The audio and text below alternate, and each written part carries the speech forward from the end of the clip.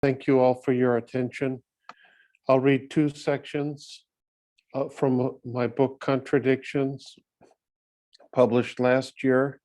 The first set is a set of 6 sonnets called Trying Darkness, and it is dedicated to Livia. 1. The valley spirit never dies. So says Lao Tzu. The purpose of the valley is to express a monument of survival. As you walk the boulevards of Tijuana, it is not unheard of to see prostitutes in door frames. You can find this image in public films as well. Some women avert their gaze as the camera passes. The river shapes the valley with the energy of shame. This will be my first poem like a sex worker, not at work in bed, but on the street. And the camera must cut like a channel of water, as moral as a cat. 2. My first reading in a Tijuana newspaper is about an abducted child. The mother is an addict who must have fled with him to the capital, his father says hopefully. And the second is an article about a presentation at the university of the work of a poet on the 100th anniversary of his birth. The dark enigma of which Lao Tzu speaks. We said in the liturgy of my youth too, let us proclaim the mystery of faith, an unbearable mystery. In every imaginable film, he would be found. What have we made of the unbearable? God's will, monarchs, genres of the night. 3. Sadness, postcoital melancholia, the experience of the hollows of Eros. I don't think you can imagine your way to them, nor can I in such a way know the fear and contempt that are the trials of the prostitute this afternoon in Tijuana, and to try as a test of the health of my sense of humanity in a strange game, looking for a moment across the fence my culture calls literature. Scripture may have something to temper the act of risk at play in empathy. Buddha says to desire is to suffer. Taoism says to find out Li, the sandy erotic pattern in the grain. 4. Someone who might know because he has been a therapist for 30 years says sex is initially transgressive in adolescence and remains vitalizing to the extent that it is still a transgression in adult life. A book about prostitutes in Tijuana says that they are as much at risk of disease from romantic partners as from their Johns. All this only seems to confirm my sense that there is something especially pathological about straight male sexuality.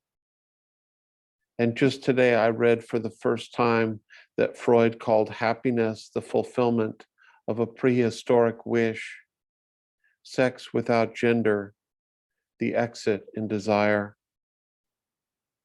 4. Taoism is without the idea of fallen sexuality and carnal sin. It has its versions of the Kama Sutra and recommendations for sexual yoga, and for a child of Catholicism and a puritanical culture, it gives room for hope that the body could be loved as the body is. And yet the focus of those texts seems to often to be on stealing or retaining one's qui, the vital energy and life force that produces longevity, than which there is no higher good in Taoism. So there is too a coercive element on Taoist teachings on sex, corrupt silence on the subject of pure pleasure there too. 6.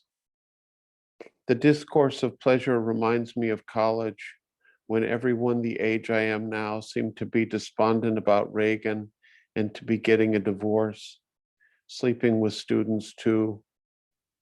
The aspiration to pleasure brought the peaceful defeat of the good, hardly anything more.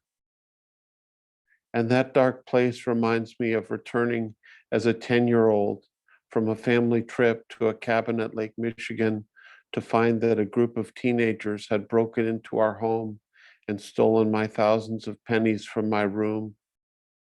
I remember the police, their forensic white dust on revealed fingerprints, some of them the transgressors, and some of them mine.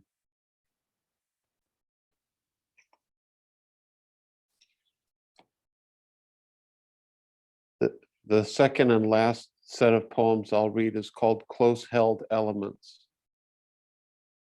Wood, a face cord, steadfast and split underneath the father, oak bark, bought for winter and stacked by his son, who survives somehow here.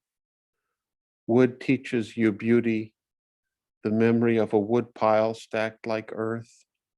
We all need a copse of living brothers of the oak. Each oak quarters after its heart.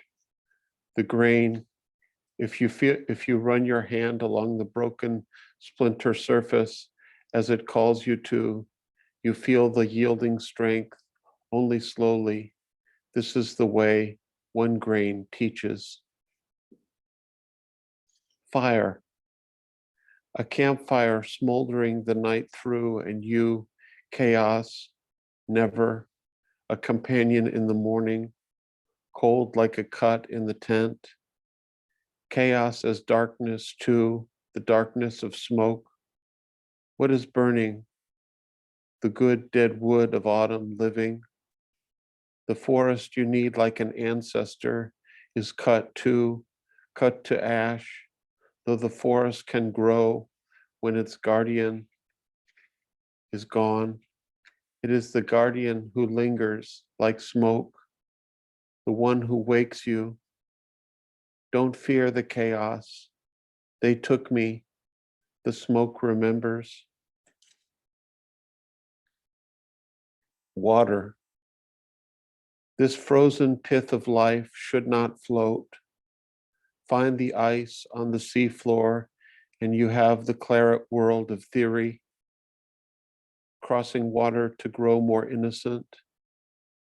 But because its danger is the time thaw to time at the door, dark calving, they are already there, the stateless, their hidden bid, the visible disappears, reality torments the boat. This danger, it can't be thought away. The rupture of water makes nothing's roof and floor. The pattern doesn't always end. Metal, the way of the world in Gaza, again, for the first time, again. A silence is not the silence of children. Of course, we will never extricate our eyes from the blood. Can you bear the hate garden? The matted hair of love, soaked purple like an eggplant with blood. The iron there is the element of munition. You have tasted what killed them.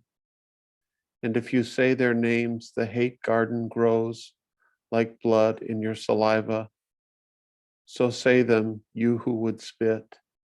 This poison comes from heaven. Air.